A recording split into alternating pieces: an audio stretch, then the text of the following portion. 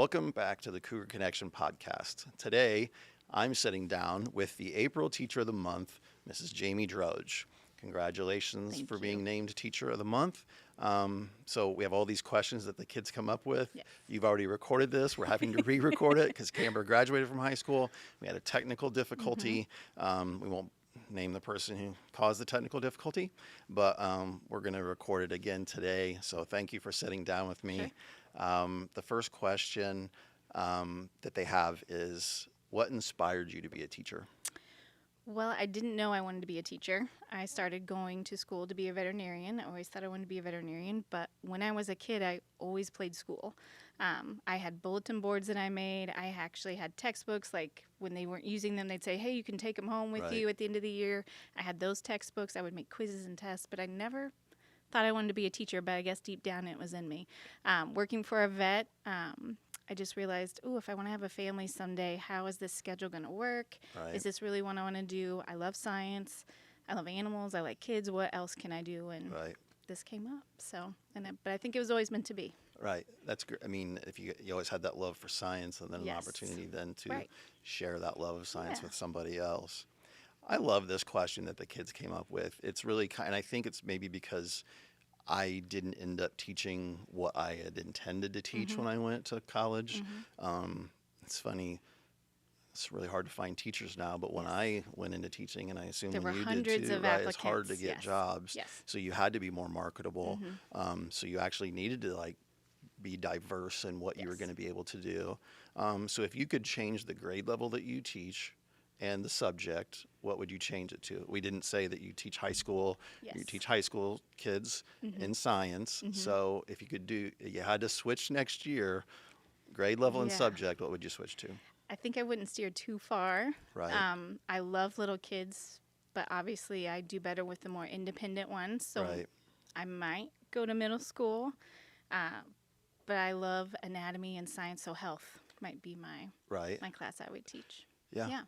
Because it's funny, that's one of those questions where you could totally veer off. I've always wondered, when they asked that, because I really wanted to be a fourth grade teacher. I wanted to be a fourth grade teacher, and then ended up in the middle school, which there's I know from being the tech guy and being around the building, big difference between a fourth grader and a seventh grader. Oh, yes. So the next question that she had, or that the kids have, is what life lesson has helped you be the teacher that you are today? I think that I didn't always grow up how everybody thought maybe I grew up based on how I present myself. I didn't always have that home support or that trajectory to do something to be successful after high school, whether that's college or not.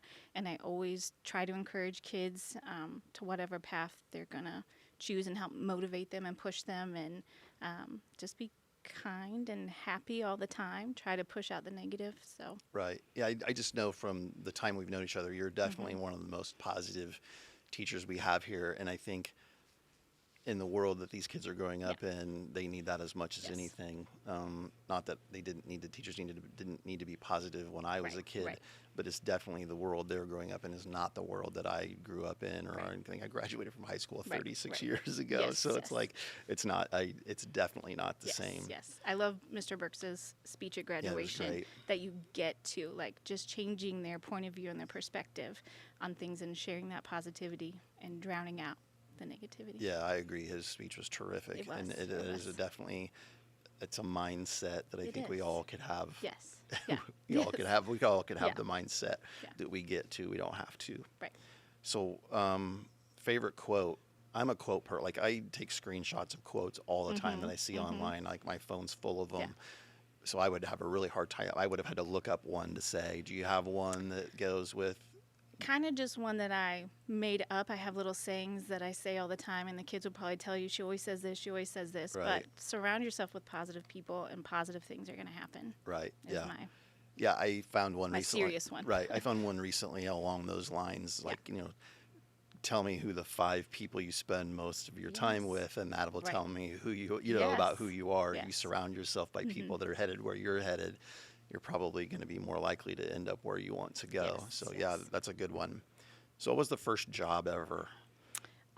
Besides like babysitting, I worked for a veterinarian. Yeah. You have to work for a vet to get into vet school. You have to have a recommendation. So that was my first big So that kid was job. probably a fun experience. It was. Interesting It experience. was. And he was a very good teacher. So I got to take x-rays, do blood work. He let me help in surgeries. Like I did it all. Well, that's good because in a way that's definitely would have helped you figure out whether that was what you wanted to do or not. Yes, and it really did. Yeah, I know, like, and you and I both know from student teaching that, some people get will be a student teacher with a teacher that doesn't really allow them to do much, so then they really don't get to figure out whether they want to be a teacher or not. Right. I was fortunate. I was a lot older when I student taught. Yes. I was like 31 and had 3 kids, and the teacher that I was with, she had never had any student teach ever had a student teacher before, and she was really good about letting hands off and letting you succeed, fail in that time period, and that's how you got better. So that probably was a good experience for you, even as becoming a teacher. Right. This question doesn't get to people sometimes because not everybody's superstitious and not everybody has a tradition. Do you have anything that you do during the year, as in August or getting ready? Or Not superstitious at all, but tradition. I have the number of Fridays that are left in the school Right, year on the first day of school. Right, So we count down the number of Fridays till the end of the year on the first day. Right. so you're looking forward, Countdowns, right? yes. Counting down, Yes, right? yeah, Right. yeah. So this is a funny question for me to be the one to ask.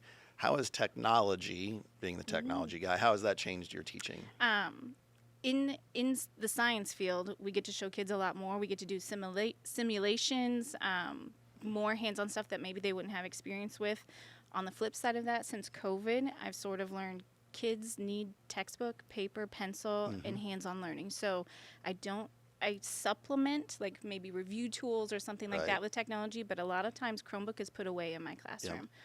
It's valuable at certain times, but going back to the basics, the textbook, the hands-on actually writing something down just sticks with them better. They grumble, but it helps them more. And I couldn't, even being the tech guy, I couldn't agree more with that, just in terms of it's being able to have multiple different tools and ways of doing things. You can't, and we both know that when the internet goes out here, if all you do is lean on the technology, that shuts everything down. You're not able to learn, and I don't think that's a good thing either. It definitely, like you said, supplement. I mean, it definitely does give you the ability to add on to what you were already doing. I guess I'm older than you, but being our age, looking back, I would have assumed it would have been the same way when we were kids. We still would have learned what we learned, but it would just help us get to where we were going. So those are the questions. Okay.